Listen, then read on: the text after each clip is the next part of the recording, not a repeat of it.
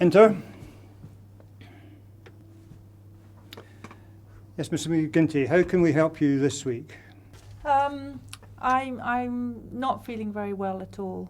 I've got a terrible headache and I've had it all week, and it's just so bad, right across the front of my forehead and into my eyes and right over the top of my head. I've got a terrible headache and I've tried all sorts of things and I can't get rid of it.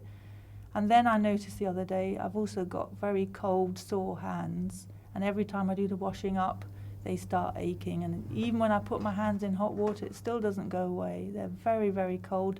And my feet as well. My feet are really cold and they ache when I'm lying in bed, and I move about in bed all night and I just can't find comfy space at all.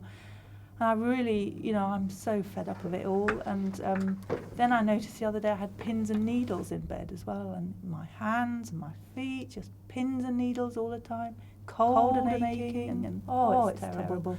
And then I had a bad back, and I laid in one place in the bed, just was so sore, and it just ached and ached and ached.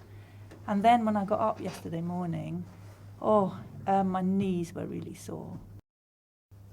Have you had any of these problems, Doctor? I just don't seem to be able to. I've spoken to my neighbours and they all seem to be fine. I don't know why I'm only the one that's been so ill all the time.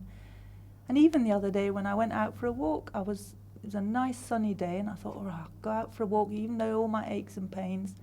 And although it was a lot of aches and pains for myself, I was even more worried about my daughter. She's travelled away now, and she might be getting very ill when she is. So. Mrs. McGinty, don't you worry. Don't you worry at all. It's all all going to be all right. It's all going to be fine. Just don't you worry, eh? Just you go home now.